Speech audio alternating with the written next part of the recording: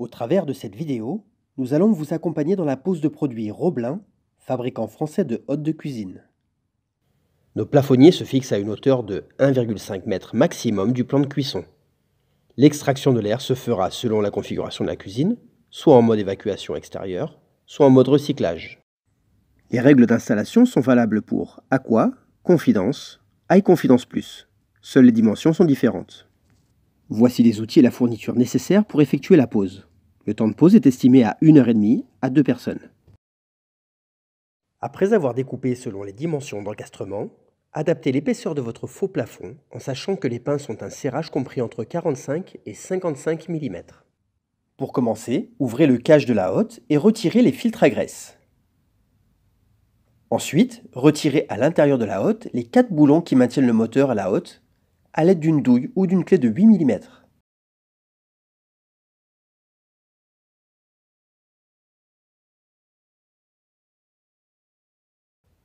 Sur le moteur, désolidarisez les connexions de l'alimentation du moteur ainsi que le fil de terre.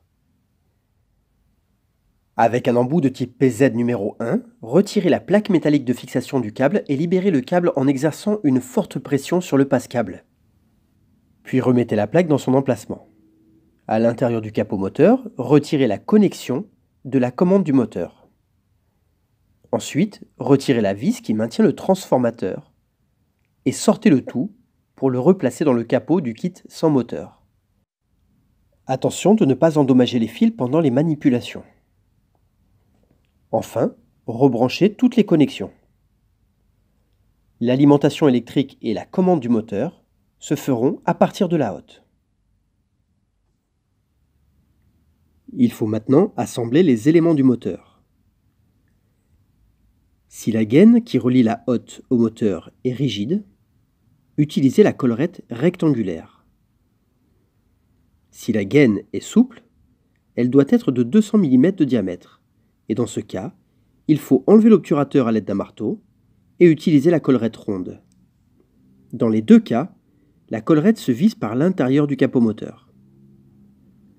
Branchez la fiche de commande et d'alimentation du moteur. Enfin, vissez les deux supports fournis au moteur et fixez le moteur dans la position souhaitée. Placez et fixez avec du ruban adhésif le clapet anti-retour.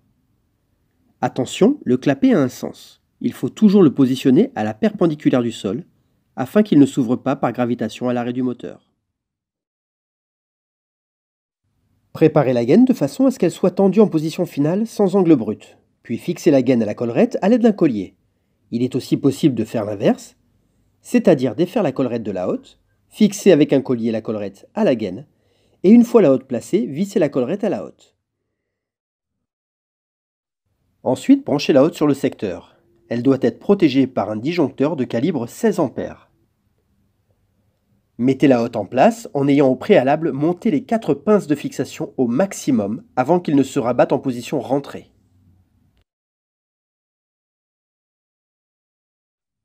Vous pouvez maintenant fixer la hotte en serrant les 4 pinces de fixation à l'aide d'un tournevis de type PZ numéro 2. N'utilisez pas la visseuse, sous peine d'endommager les pinces.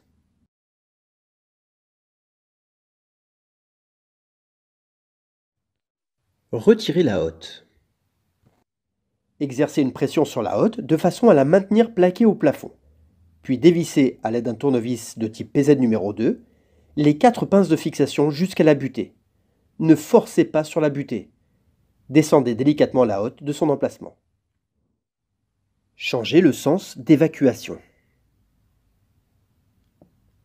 Pour changer le sens d'évacuation, il faut d'abord retirer les filtres à graisse, puis, à l'aide d'une clé 6 pans de 8 mm, dévisser les 4 boulons situés à l'intérieur de la hotte.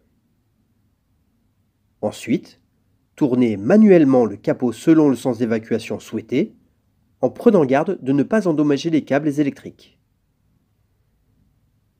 Enfin, revissez les boulons.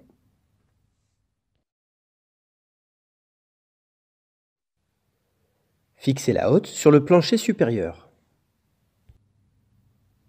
Pour la fixation directe sur le plancher supérieur, il est recommandé d'utiliser des tiges filetées de 8 mm, des rondelles et des écrous freins. Si vous n'avez pas d'écrous freins, mettez des écrous renforcés par des contre-écrous. Retrouvez ces tutos